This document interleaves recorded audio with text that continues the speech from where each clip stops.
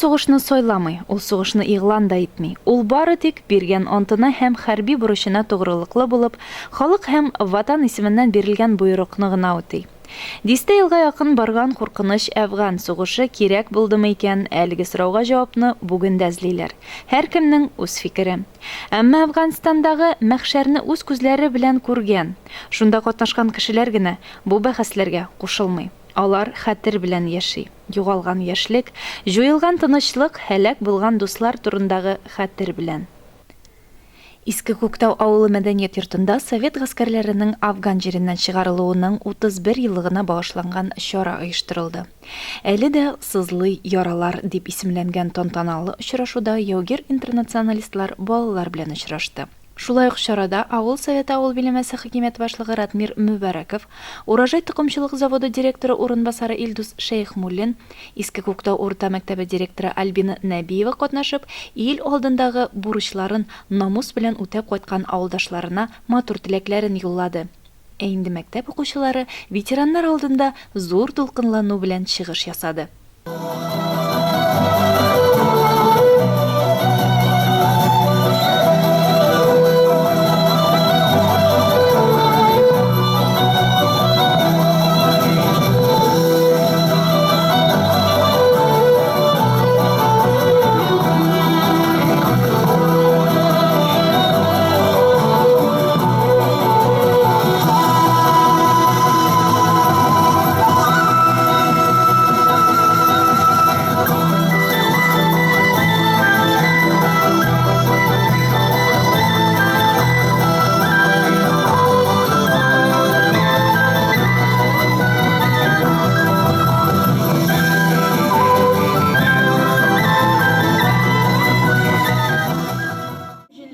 Кыяларың бәлки кемгәдер гүзәл, миңа гүзәл түгел, түзәм бары түзәм. Син мине көтмәдең, чакырмадың беләм. Мин дә үзен түгел, ил кушканга киләм. Буйрыкны солдат тикшермичә үтәр. Туган илдә мине газиз әнкәм көтә. Афганистан, миңа ят, сөйкемсез синең җирең, күгең. Миңа һич кирәкми синең шүлең далаң. Мин яшел тугайда туып үскән бала. Комын кисә күзне, зәһәр кояшың да, мине үлем көтә Афган коясында. Кто пойдет по следу одинокому? Сильные да смелые головы сложили в поле. В бою мало кто остался в светлой памяти, в трезвом уме да с твердой рукой в строю.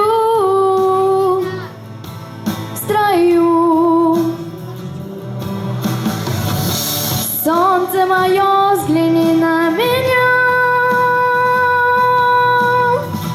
Моя ладонь превратилась в кулак. И если есть порох, дай огонек.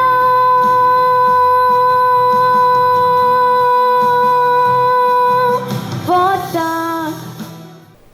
Иске Күктау авыл биләмәсеннән Әфган сугышына 8 яугир озатылган. Шулай ук 8 егет Чечня бәрелешендә катнашкан. Алар һәммәсе дә туган якларына исән-сау кайткан, ләкин аяусыз язмыш инде күбесен якты дөньялардан алып киткән. Әлеге чарада Афган һәм Чечня ветераннары, хәрби туганлык вәкилләре, шулай ук мәрхүм булганнарның якын кешеләре катнашып, үз хатирәләрен яшь буынга җиткерде. Иске Күктауда туып үскән бала 74-84 елларда мәктәптә укыдым. Мин шул мәктәпне беткәч инде Афганистанга сугышка китәргә туры килде бит инде. Анда 2 ел булды, 85-87 елларда. Аннан кайткач университетта укыдым. Историк факультетта. Унан соң 2 ел мәктәптә руководитель опыты булып эшләгәчтән соң инде полициядә 20 ел хезмәт итеп подполковник кәҗикәч инде 5 ел инде менә үзебезнең райондагы Байбай Брастовны менә Разиф Илюзович белән Дастав руководителем ачып җибәреп 5 ел буена Афганистанда, Чечняда служит иткән егетләрне бердәмләштерәбез. Спецзаданиедән кайтып киләдек.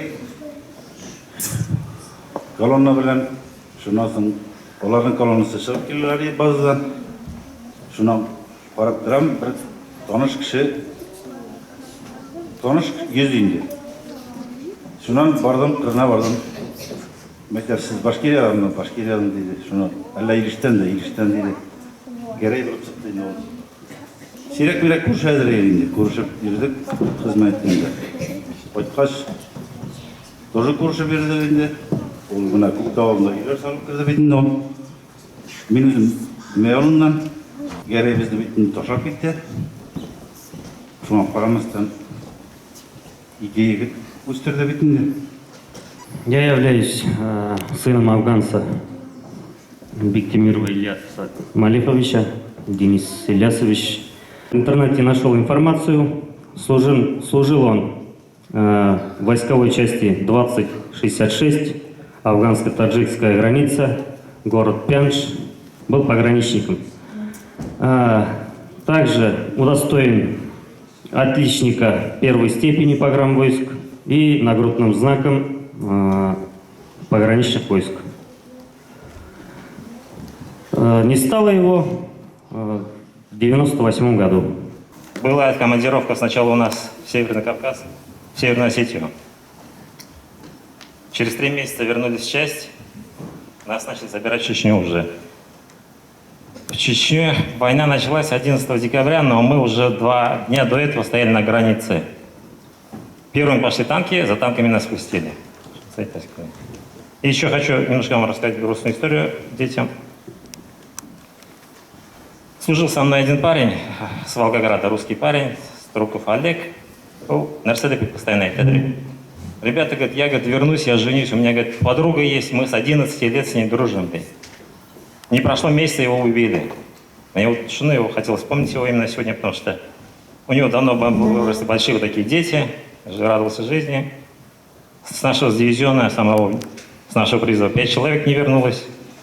Тоже я призывался в 1994 году, 20 декабря из города Альметьевска. У нас сначала привезли во Владикавказ, но уже где-то 5 февраля мы уже были в Моздоке уже. И все, началось также 1,5 года, начиная с Моздока, все колонны проходили через нас, и мы сопровождали все колонны.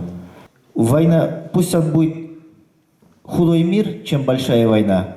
Люди рождены не для войны абсолютно, а для созидания, для растить хлеб, растить детей, строить, созидать и радоваться мирной жизни. Бала юғалтудан да ауыр қайғы жоқ. Өзімнің башымнан кешіргәч барсын да білем. Балаларығызны юғалтмағыз, өстерегіз әйбәт ұлдар болсынlar, солдат болсынlar, армияда қызмет етіп қайтсынlar. 4 ұл өстердем, 4-сі де армияда қызмет етіп қайтты. Шушы ук көнне Әфган яугирләре Арытаба Исәмәт авылына юл тотты. Монда социаль приют бүлегендә тәрбияләнүче сабыйлар медаль таккан абыйларын сөенеп каршы алды. Матур шигырьләрен һәм җырларын бүләк итте. Ә ветераннар инде традиция буенча балаларга үзләренең бүләкләрен тапшырды. Алина Хадимуллина, Ринат Хадимуллин, Илеш телерадиокомпаниясе.